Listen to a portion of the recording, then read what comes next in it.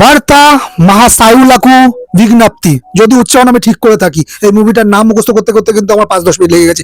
আমি ছোট করে বলি, যেটা সবাই বলছে বিএমডাব্লিউ। বিএমডাব্লিউ মুভিটার আজকে রিভিউ করতে চলেছি। আমার মুভিটা দেখা হয়ে গেছে। এই মুভিটা নিয়ে একটা ছোট্ট করে একটা কাহিনী বলি তোমাদের, ছোট্ট করে বলবো। মাস মহারাজা আমাদের রবি তেজা এই মুভির মেন প্রোটাগনিস্ট, মেন হিরো। তো এই মুভিটা কিন্তু মোটামুটি তারই লেখা, তারই প্রোডাকশনের বই। তো সে খুব চেয়েছিল এই মুভিটা যে যাতে রিলিজ করে এই পোঙ্গালে, মানে পৌষ সংক্রান্তি, যাতে একটা বই তার একটা কামব্যাক হয়ে যায়। অনেকদিন ধরে তো কামব্যাক হয়ে আসে, সে তার জিভ বেরিয়ে গেছে। কামব্যাকের জন্য সে অনেকদিন ধরেই আশা করছে, কিন্তু কামব্যাক আর হচ্ছে না। আর আমি একটা কথা বলবো, ক্র্যাক মুভিটার পরে তার কামব্যাক এখনো পর্যন্ত হয়নি। এই মুভিটা দিয়ে তো কামব্যাক আশা, মানে আশা করার চিন্তা দূরহস্ত। কিন্তু হ্যাঁ, এই মুভিটা কিন্তু ব্যবসা করে নেবে, কারণ ওই যে রবি তেজা ঠিকই করে দিয়েছিল পোঙ্গালে রিলিজ করার কথা। তো সেই কারণের জন্য একটা মোটামুটি তো একটা ব্যবসা করে নেবে। পোঙ্গালে বস্তা পচা যখন যখন বইও সাউথে কিন্তু ভালো ব্যবসা করেই নেয়। তো বিএমডাব্লিউ মুভিটা কেমন লাগলো তার একটা ওভারঅল রিভিউ দিতে চলেছি। দিস ইজ জিশো, তোমরা চলো রিভিউ করে চ্যানেল। তোমাদের সকলকে স্বাগত। যারা এখনো পর্যন্ত আমার চ্যানেলটাকে সাবস্ক্রাইব করেনি, প্লিজ তাদের কাছে হাইলি রিকোয়েস্ট থাকবে চ্যানেলটাকে সাবস্ক্রাইব করে পাশে থাকা বেল আইকনটা প্রেস করে দিতে ভুলো না, যাতে করে আমার কোনো রিভিউ তোমাদের মিস না যায়। তো বিএমডাব্লিউ মুভিটা কেমন লাগলো তার এটা ওভারঅল রিভিউ শুরু করছি। দেখো, এই মুভিটার নাম তো যেটা আমি তোমাকে প্রথমেই বললাম, ভার্তা মায়া সায়লাকু বিজ্ঞপ্তি, বিএমডাব্লিউ। পরিচালক কিশোর তিরুমালা, যিনি ন্যানো সাইলাজা বলে মুভিটা বানিয়েছিলেন, মনে আছে নিশ্চয়ই মুভিটা।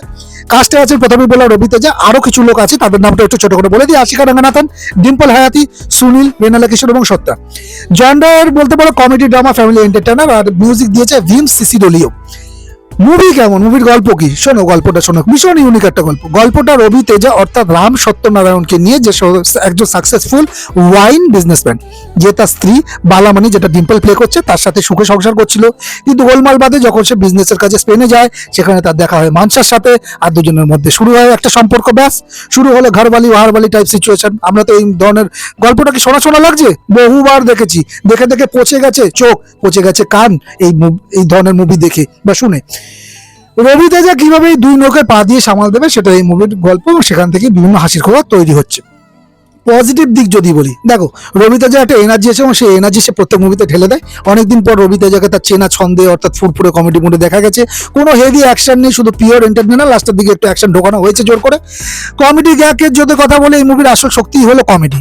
রবি তেজা তো দারুণ কমেডি করে, সেই বিষয়ে তো কোনো মানে প্রশ্ন থাকে না। তা এছাড়া সাপোর্টিং কাস্টরাও কিন্তু কমেডিটাকে খুব ভালোভাবে হ্যান্ডেল করেছে। বিশেষ করে সুনীল, ভেনালা কিশোর এবং সত্যা, এই তিনজনের টাইমিং আর স্পেনের কমেডি ব্লগগুলো আপনাকে কিন্তু হাসাতে কিছু কিছু জায়গায় বাধ্য করবে। বিশেষ করে সত্যার কিছু কিছু সিন কিন্তু আউটস্ট্যান্ডিং লেগেছে।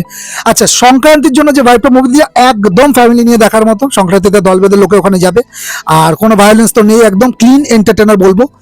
নেগেটিভ ইস্যু যদি বলি, দেখো গল্পটা বেশ পুরনো। প্রথমেই গল্প শোনা তোমরা বুঝে গেছো, এই স্বামী স্ত্রী এবং অন্য একজন পাতি পাত্নী আর বউ, এই টাইপের সিনেমা আমরা বহুবার দেখেছি। চিত্রনাট্য নতুন খুব একটা কিছু নেই। সেকেন্ড হাফে প্রথমার্ধটা হাসতে হাসতে কাটলো, সেকেন্ড হাফ একটু লম্বা আর ধীরগতির মনে হতে পারে। মুভিটা প্রায় 3 ঘন্টার কাছাকাছি। ক্লাইম্যাক্সটাও খুব একটা জুৎসই হয়নি। আর গানগুলো শুনতে ভালো হলো, সিনেমার মাঝখানে হুট গানগুলো চলে আসার জন্য গল্পের খেই হারিয়ে গেছে। ফাইনাল ভার্ডিক্ট যদি দিই, আপনি যদি রবি তেজার হার্ড কোর ফ্যান হন এবং কোনো সিরিয়াস মাথা ঘামানো ছাড়া 3 ঘন্টা আসতে চান, তবে বিএমডাব্লিউ আপনার জন্য একটা ডিসেন্ট ওয়াচ বলবো।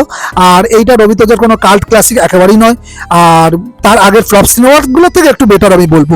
এই মুভিটাকে আমি রেটিং দেবো 2.5 আউট অফ 5। মুভিটার এক্সপেকটেশন আমার খুব একটা ছিল না, তাও কিছু কিছু জায়গায় আমার হাসি, মানে হেসেছি, এবং কমেডিটা কিছু কিছু জায়গায় ভালোভাবেই ওয়ার্ক করেছে। তবে এত বড় একটা 3 ঘন্টার সিনেমা কমেডি নিয়ে শুধু চালিয়ে যাওয়া, এটা একটু ক্রিপস করা যেতে পারতো অনেক জায়গায়। সেকেন্ডটা প্রচন্ড কিছু কিছু জায়গায় বোর করছিল আমাকে। তো এই ছিল আমার বিএমডাব্লিউ মুভিটাকে নিয়ে ওভারঅল রিভিউ। কারা এখনো পর্যন্ত দেখে পেয়েছো তারা আমাকে কমেন্টের মাধ্যমে জানাতে পারো। যারা দেখোনি, দেখে নাও, না হলে ইউটিউব, মানে সোশ্যাল মিডিয়া, ইউটিউবে ড্রপ করার জন্য অপেক্ষা করতে পারো। খুব তাড়াতাড়ি চলে আসবে পরবর্তীকালে। রবি তেজার বই তো খুব বেশি দিন থাকে না, তার আগেই আমরা দেখতে পেয়ে যাই অনলাইনে। যাই হোক, তো এই ছিল।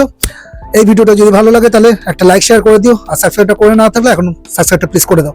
তো দেখা হচ্ছে নেক্সট ভিডিওটা, নেক্সট মুভি রিলেটেড বা সিরিজ রিলেটেড কোনো রিভিউ নিয়ে। ততক্ষণ তোমরা ভালো থাকো, সুস্থ থাকো, দেখতে থাকো। চলো রিভিউ করি। আজকের মতো টাটা।